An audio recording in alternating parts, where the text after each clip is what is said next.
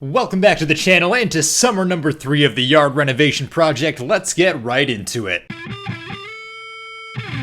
Let's quickly recap all the things we've done so far that have gotten us to this point, and I will link all these videos in the description below. But summer number 1, I had this terrible yard. I didn't like how half of it was raised up. I listed all of the dirt for free and people just had to pick it up if they wanted it. And despite somewhere between 50 and 100 people expressing interest, 0 showed up. Literally not a single person. So what I did is bought a used Harbor Freight utility trailer. I refitted it so that it could haul this dirt, and then in summer 2, I got prepared to start deliveries. And then the first time I took it out, I got rear-ended. And then I broke my ankle, and then I really couldn't do a whole lot after that. Which brings us today at summer number 3. I've got one ankle that works and one ankle that works well enough. I've got a functioning utility trailer, and at this point I had just purchased my Porsche Cayenne, which is much better at towing than my battle wagon. So in theory, I finally had the tools to get the job done. Little bit of a reality check. This is the 3rd summer I was doing this. I was already very sick of looking at this collapsed wall, so my goal for this year was just grind this out and do whatever it took to get this done. That meant every single day I could, every chance I had to be excavating this and making deliveries. Otherwise, I would never finish this. You can see there's a lot of dirt, there's a lot of gravel, there's a lot of crushed wall kicking around. I've got a lot to do, and if I want to get this done, not a whole lot of time to do it. So let's get to grinding away, shall we? Day number 1, 5 hours into this, 3 full trailer loads removed, and what I discovered was behind my retaining wall, there was a second retaining wall made of really big heavy stones. And I could tell that because this big heavy stone was cemented to the bottom side of this concrete pad right behind where the existing wall is. Which means the previous wall failed and someone was an absolute dick, didn't feel like building it properly, and instead just built a whole new wall out of cinder blocks directly in front of it. Because the only thing better than removing one retaining wall is removing a second one directly behind it. Great. Day number 2, 29 degrees Fahrenheit. It did eventually warm up to a stark 32 Fahrenheit, 6 total runs, but that was roughly a 10-hour day. And today's discovery is that my wall is filled with beer cans, which explains so much about the build quality. Day number 3, 3 loads of dirt and 1 load of concrete, and I had a guy who was trying to fill roughly a quarter acre of his property to get it leveled out. It sounded like he wanted to take most of the bigger rocks and the concrete. I tried to explain to him that the concrete has to go down first, and then you put the dirt over it so that you don't see the concrete at the end, but he didn't seem so happy about getting the concrete, so after a single trailer load, he kind of backed out, and I was back to square one of not having anywhere to dump this. And today's big problem that I figured out is that these big rocks that made the old retaining wall behind the current one weigh on average 1 to 200 pounds each, even at this size, which means between 3 and 7 of these will overload the capacity of my trailer, and I also have to figure out a way to lift them up. So as you can tell, I'm just absolutely crushing it. What do you think? We're gonna hook you up to a sled? Yeah, she wasn't interested in helping. But anyhow, here was my brilliant plan to pick up some heavy rocks. I went and I spent about $50 on some chain and some linkages, and then I used the sawhorse and a spare 2x4 I already had kicking around to make myself an old-fashioned lever. Now my dad was convinced that this was going to work. I was not quite convinced, and I was worried that the chain was just going to slide off of this, considering that it is a smooth stick. And before I spent any money, I tried making basically a makeshift staircase out of these spare cinder blocks to try to walk this thing up and into the wheelbarrow. What I quickly figured out was these were too heavy. I had trouble getting it up the stairs, I had trouble getting it into the wheelbarrow, and even when I got it into the wheelbarrow, I found out it was denting the wheelbarrow just because the weight of it alone was enough to crush the metal. Whew, I should have been an auctioneer. But anyhow, that's where these big dents came from, and I'm probably gonna need a new wheelbarrow after this. Moving on. So I started trying to chain up and hoist these rocks to get them into the wheelbarrow and then onto the trailer. And what I figured out very quickly is that I am very bad at chaining these things up, and they slide out of that chain very easily. There is way more footage than I care to show of me struggling with this, but just know that it was not going well. I was deforming that sawhorse that I have, and that sawhorse is for my budget workbench that I built, and I'll link that video in the description below. I was also really bending that 2x4 that was holding this thing up, and I was very worried that that was going to break. These rocks might not look that big on camera, but keep in mind that I'm 6'2", and that these rocks are somewhere around 2 feet long and about 1.5 feet wide, which means this rock I'm showing here, just for some perspective, is just over 300 pounds. And at the time of filming, I at 6'2" was about 180 pounds, so just do some math there. And after deciding I didn't want to sacrifice sacrifice my sawhorse for this, I tried to set up a tripod, thinking that, hey, maybe that'll be more stable. It'll have a lot more screws in it, it'll shift around less, it won't rotate as much on the ground, and then hopefully I can actually get this thing to move. Except that we still had a couple issues. Number one is that these rocks were still way too heavy for this support system, and number two was that my lever wasn't nearly long enough to get this thing high enough to get it into the wheelbarrow. I needed my tripod to either be another 3 or 4 feet taller, or I needed a lever that was about 20 feet long, which, yeah,